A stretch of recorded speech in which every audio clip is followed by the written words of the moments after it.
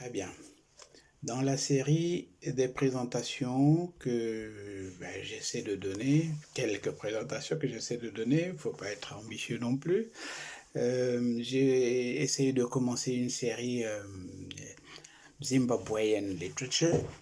J'ai aussi commencé une série Nigerian Literature.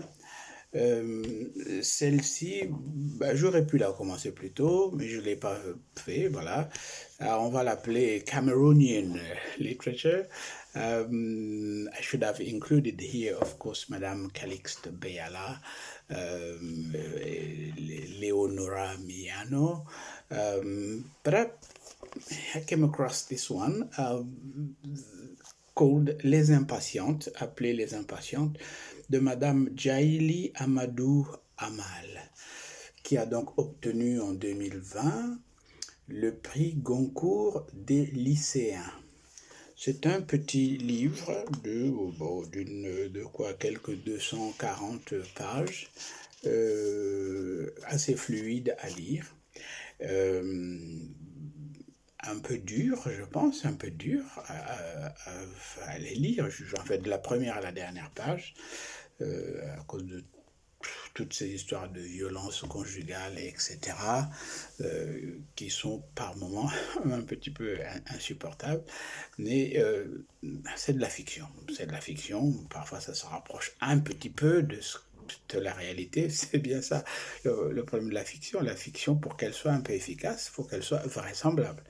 Vraisemblable veut dire vraisemblable, naturellement. C'est un petit peu proche de la réalité. Voilà, ça s'appelle Les Impatientes de Djaïli Amadou Amal. Assez simple à lire. La note de lecture que je vous propose, évidemment, c'est l'histoire de faire un petit peu une grille de lecture assez simplifiée. Avec une situation initiale, des éléments perturbateurs, des péripéties, et puis voir si est-ce qu'il y a un rééquilibre à la fin ou pas. Voilà, Les Impatientes de Madame Djaïli Amadou Amal, sorti chez Emmanuel Collard ou Collas, Paris 2020. Quand on remet tous les événements du livre à plat chronologiquement, on se retrouve dans ce qu'on appelle la première situation. Qu'est-ce qui se passe? Pour une fois, on va faire effectivement une espèce de situation initiale, un petit peu avec triple entrée, puisqu'il s'agit de l'histoire de trois femmes. C'est ce que la quatrième de couverture annonce, hein, si je peux lire dire deux mots de la quatrième de couverture. Trois femmes, trois histoires, trois destins liés. Voilà. Voilà, triple entrée.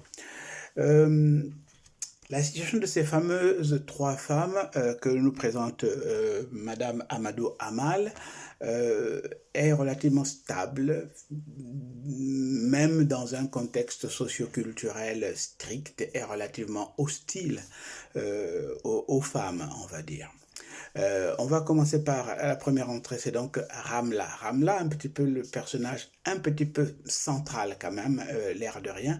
Ramla, c'est une jeune préadolescente de 16-17 ans, qui vit avec son papa. Son papa s'appelle Aladji Boubakari, polygame confirmé, 4 épouses. Donc, Ramla vit avec son papa, M. Boubakari, et sa maman Didi dans le livre. Voilà, une cinquantaine d'années. Ils sont du côté de Maroua, dans le nord du Cameroun. Tout se passe normalement. Ramla nourrit l'ambition de faire de grandes études. Elle est en terminale scientifique, nous annonce l'histoire. C'est une adolescente insouciante, presque insouciante du haut donc, de ses 17 ans, et qui est amoureuse de quelqu'un. Voilà, comme une histoire tout à fait banale. Ça, c'est la première entrée. Donc, tout se passe relativement bien. Elle est à l'école, elle est au lycée, voilà. Puis, il y a elle a une demi-sœur. Donc, la demi-sœur s'appelle Aminou, n'est-ce pas? Elle n'a pas les mêmes ambitions de carrière que Ramla, mais elle aussi, ben, disons qu'elle apparaît dans l'histoire un petit peu parce que, du coup, le jour du fameux mariage qui va venir, bien sûr, elle va se marier le même jour, la même cérémonie, elles vont partir à la même cérémonie. C'est donc une demi-sœur, c'est-à-dire que c'est la sœur, c'est la fille de l'une des épouses de Monsieur Boubacaré. Mais elle aussi, pareil, va sentir le poids de la tradition et de la religion dans effectivement le déroulement de sa propre vie. Troisième personnage important, c'est Safira. Safira, c'est une épouse confirmée. Elle est mariée à un certain Aladji Issa. Sa situation, ben, on va dire qu'elle est un petit peu transitoire, mais elle ne se lamente pas, elle ne se plaint pas. Elle est dans une famille ou dans un foyer conjugal où les poids de la tradition sont et le poids est assez effectif et assez lourd. Mais, mais elle a aussi une conception de qu'elle ne veut pas partager son mari, naturellement. Effectivement, ça fait une vingtaine d'années qu'ils sont ensemble et l'idée n'est pas encore venue à son cher époux de lui amener une seconde épouse. Dans la tradition Peul, on semble appeler ça donc la première épouse qui s'appelle la Dada Saré. Elle est tout à fait consciente quelle que soit la situation, elle sera la Dada Saré, la première épouse, c'est celle à qui est dû respect, révérence et tout ce qu'on peut imaginer. Donc effectivement, c'est 20 ans de vie conjugale calme, stable, avec quelques comment on dit ça, angoisse, n'est-ce pas, de ce qui pourrait arriver à l'avenir dans un monde où la religion donne le droit aux époux de prendre quatre épouses, n'est-ce pas? Donc, cette angoisse est toujours un petit peu derrière, dans sa tête, au fond de sa tête, the back of her mind, all the time. Alors, le déséquilibre vient d'où? Le déséquilibre vient du fait que, voilà, un jour, pour ce qui concerne Ramla en tout cas, Ayatou, un oncle lointain mais respecté, parce qu'un gros commerçant dans le nord, Ayatou, l'oncle, décide de donner la main de Ramla à un certain Aladji Issa. Ça vous dit quelque chose? On vient de parler de Safira. Safira est mariée à Aladji Issa. Voilà donc cet homme décide de donner la main de Ramla sans en parler à qui que ce soit, de donner la main à ce richissime Aladji Issa. Ça commence là, l'esquive va commencer là. Donc pour Ramla, ça va être un petit souci, puisqu'elle ne connaît ni d'Adam, ni d'Ève, ni du prophète, ce fameux Aladji Issa. Elle dit à sa mère, mais je ne le connais pas, ce monsieur. Alors à la page 42, qu'est-ce qu'on nous raconte à la page 42 ici? Voici ce que, quand on annonce la nouvelle à Ramla, voilà comment elle a réagi. Mais Didi, c'est sa maman, mais Didi, je ne le connais pas. Et la maman qui répond, mais lui, il te connaît, apparemment. Il a beaucoup insisté pour t'épouser. Ton père en est très fier, tu sais. Et Ramla de revenir à la bataille, mais moi j'aime Aminou.